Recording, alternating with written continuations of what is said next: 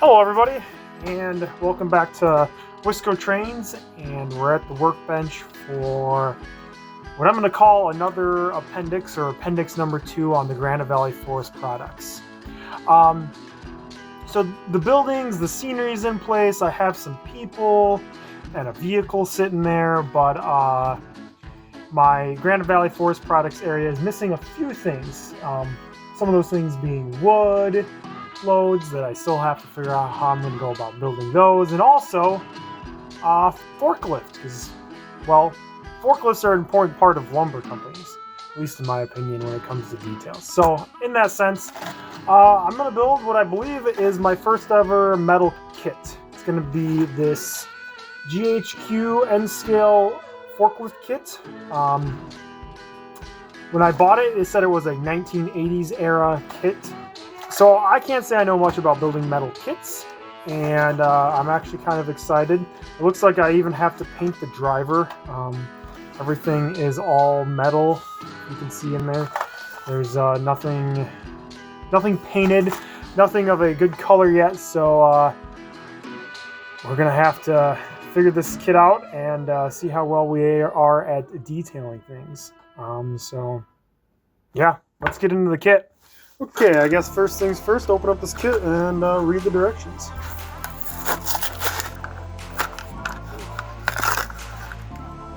Okay, a very delicate small brass part. Instructions, that's good. And what appears to be the rest? Well, it only seems to be in a few pieces, so that will make our life a little easier. So the directions are fairly brief, which I'm actually kind of okay with because it's a fairly self-explanatory project. One thing I think that is cool is that it included parts so that you could either model the hoist up in the air, like this, with this one, or down in the down position, like it's carrying something. And I think that's the position we're going to use. Because I'm going to have this model just cruising along in the parking lot, I don't really see a reason, especially a safe reason, for it to just be carrying stuff way up in the air for no reason. So, and it has also come with 2 drivers. Why? I don't know. But it did, so they look exactly the same to me, so I think I'm going to use this one because it's already apart and I just have to clean them up a bit. One challenge I see with the kit is some of the stuff doesn't fit super well, just a quick test fit, which doesn't seem like a big deal. With a little bit of filing and cutting off the flash, I think a lot of it will work better. The directions suggested using a sharp hobby knife to get rid of some of the flashing. Part of the problem here, because the instructions aren't super detailed, I'm not 100% sure what is and isn't flashing on this piece, but I can tell you this much, that I don't think this is supposed to be here. So I'm going to get rid of that. And I broke it. Push that back into place. Good as new, I guess. Next, I'm going to trim out these forks. So I've trimmed off the flashing up here on the arms. Now I need to cut these out, but I don't think my hobby knife is going to work. Oh, maybe it does. Perfect.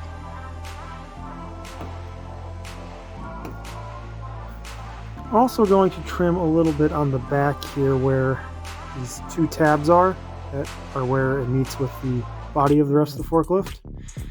Those look like they have some flashing on them, and maybe that will help it fit a little better. Pieces are so small they're hard to actually grip while you're doing stuff like this. And then for the hoist down position, the instructions state I have to trim this piece off this little portion of the fork. And then I am to attach this with some super glue.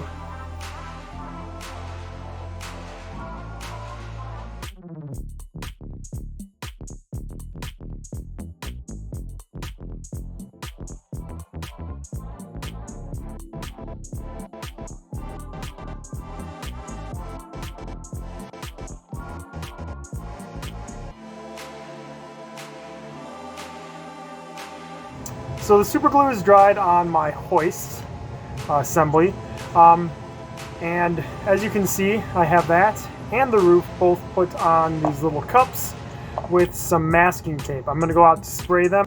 I find the masking tape keeps small details from flying away when I'm spraying it with Tester's spraying ammo. Both of these are just going to be plain black, so I'm going to spray them with plain black. For this, we're going to have to brush paint this because we have tires that need to be black, and then I'm going to do yellow for the most of it, but maybe some details will have a little, just random colors, probably mostly black, just to kind of give it a little bit of extra detail. So, on that note, I'm going to go out and spray this stuff, and we'll be back to paint this.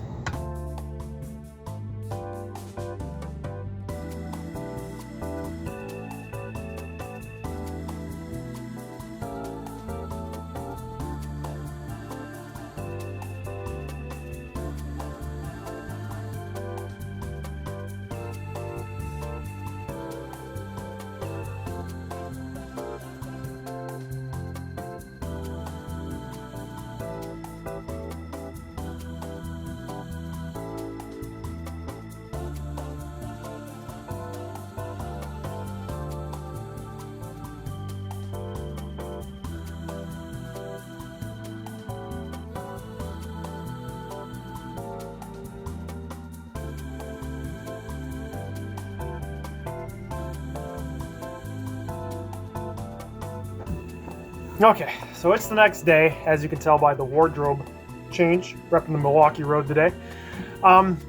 So I gave these, the black parts, 2 coats. This one's going to need a little touch-up once it goes on the forklift itself, and this one is actually looking pretty good. So those are done. I am now on coat number, or this will be coat number 3 for the actual forklift itself. So I'm going to keep painting it yellow until the yellow covers fully, and then it's on to the detail stuff of trying to paint the driver and also the wheels on my forklift.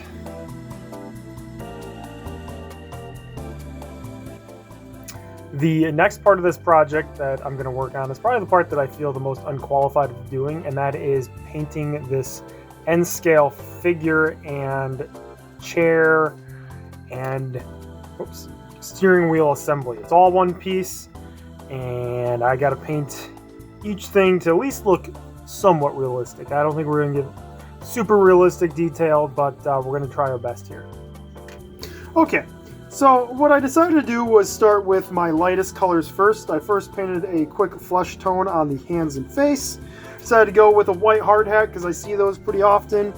I then mixed up some orange for his shirt. I figured he's wearing a long sleeve orange shirt. Companies like high-vis stuff nowadays, so that seems like that would be appropriate. I then painted his pants blue to be blue jeans, which I had to mix up. And then I also painted the seat gray and the steering wheel black. I decided to go gray because I felt like that would kind of break up the yellow and black of this project a little better. One of the techniques I used was using a toothpick to paint some of the more delicate areas, and it did help out a bit. It's still not perfect, but it did help out a bit. Overall, I'm pretty happy with how he turned out. Now, we're looking at a pretty close angle here. So he might look a little odd so close up, but generally he looks good. Also, I found that the tweezers really helped holding on to him that way. Because if you look how big my fingers are, painting and holding him would have been just about impossible. There's still some silver there that is visible. I'm not going to lie about that, but I think once I spray this entire thing with dull coat, that'll kind of get tamped down, and I don't think people are going to be staring at this dude. At least I hope not, because if you're going to stare at my layout that good, you're going to notice all the other imperfections. Okay, let me move that stuff out of the way. My workbench is getting messier and messier. So I have painted the wheels, and I also painted this little area black. I figured you saw me do enough tedious painting already. You don't need to watch me do the wheels. But what I'm going to show you is how I'm going to make this little grill area on the back, which might be hard to see here, pop out and look a little better and give this model a little more pizzazz.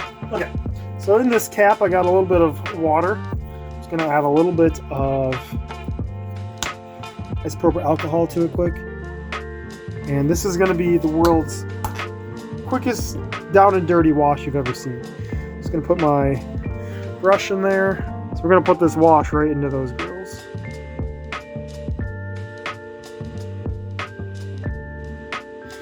Okay, and I've added a little bit of wash to the back here to give those spots a little bit of attention. And I think, I wasn't planning on it, but I'm just gonna do my little easy wash everywhere on this, and hopefully some of the details stick out a little bit better. It wasn't until I put it on there that I kind of realized I liked the way it looked. So, okay, I'm gonna let that dry, and just have a little bit of touch up to do on these wheels. I'm gonna use a toothpick to get in there and do the yellow, and then I think we're on to assembly. Okay, everything is dry, and we're ready for assembly. So this part, putting the driver in, seems awfully easy.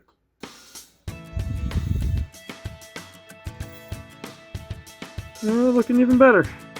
The next part I'm very concerned about, because for the roof, which is just this piece of brass, it says, oh, just glue it in the back and then bend it to make it fit. And this is a very thin piece of brass. I'm very worried about breaking this. And I also got to get it cut out somehow. Okay.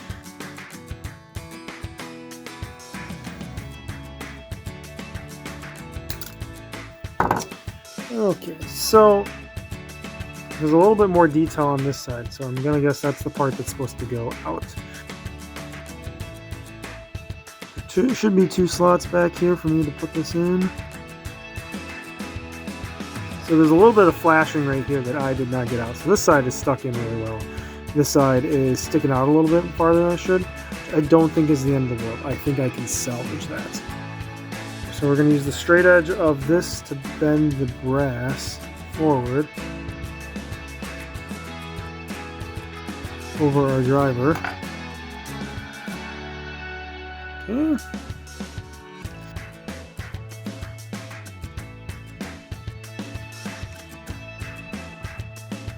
And these, I believe, are supposed to connect right here if I'm looking at the picture right. So I'm going to put a little bit of glue there on the edge of these.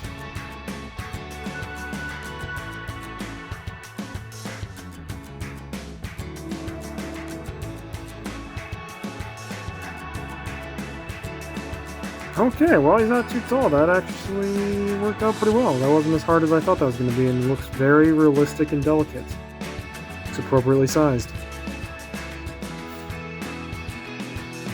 So I'm having a hard time figuring out where exactly these are supposed to go on here. I'm going to place them a little higher than I think they're actually supposed to go, so that way my forklift clears the ground. Okay, and we are done with our forklift. There's the finished model. Turned out really great. I am actually very mildly impressed with myself, and very impressed with the kit.